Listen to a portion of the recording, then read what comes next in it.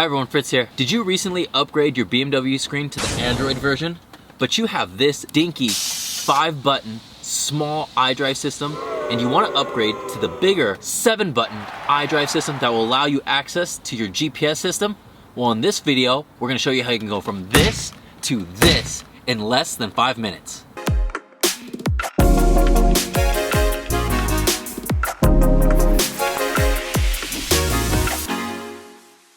Now, before we start taking things apart, when you're looking at the two iDrive systems that you have at your disposal, you have either the upgraded version of the one that you currently have, or you have the ceramic version as well. Now, you want to make sure that the iDrive system that you get, whether you get one of these two, it doesn't matter, but you want to make sure that the 7 buttons that you have will include the media, radio, menu, telephone, and navigation system. Because we have the Android system, if you get the one with the communication button as well as the map and navigation, it won't allow you as much versatility. Here, you're going to each different menu selection in each button. But if you get the one that has the maps as well as the navigation, that's gonna take you to the same place. It's basically having 2 different buttons to take you to the same place.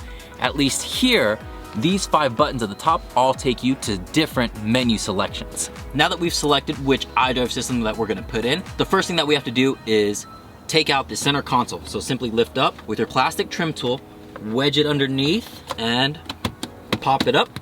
And be very, very careful because you have to undo the connection down here. Just give it a little pinch and it'll come out. The big thing with your iDrive system is that you wanna make sure that you're getting the right pin system for your car. So if you have the 4-pin system on the iDrive system currently, you wanna make sure to get that same new iDrive system that you're going to reinstall. Proceed to take out the 3 T20 Torx screws that hold the iDrive system into place. Remove the old iDrive. For myself, I prefer the ceramic option in the carbon fiber trim. So that's what I'm gonna put in. Reuse the old Torx screws and secure it in place. Reinsert the pin connection. Slide back in the center console from the top, and that's what guides in the remaining pins, and simply press down.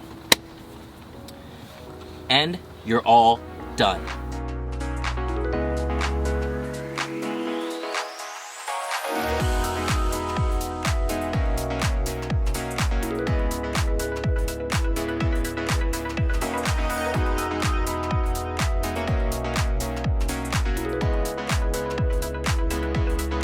So the extra buttons on the iDrive system, pretty self-explanatory.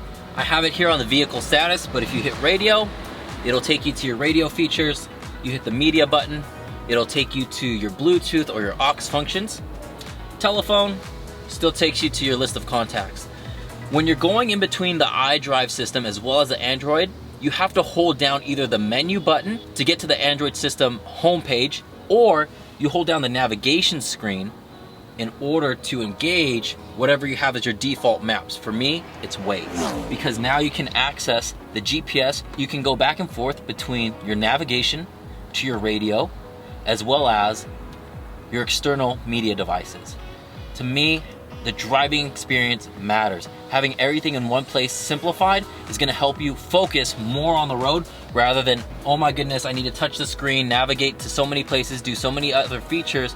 Or if your hands are on the shifter, it's easier to put it down here into the iDrive controller versus back onto the steering wheel. But at least you have the option now to go back and forth. And this is what I was looking for when I upgraded my iDrive system. Honestly, don't buy a new one. Save yourself some money, buy a used one. Go to eBay, go to Facebook Marketplace, whatever you need to do. A used one is going to be better, save you a lot more money. Just make sure that the pin system is right. And if you enjoyed this video, please leave a like and subscribe. I'll see you in the next one.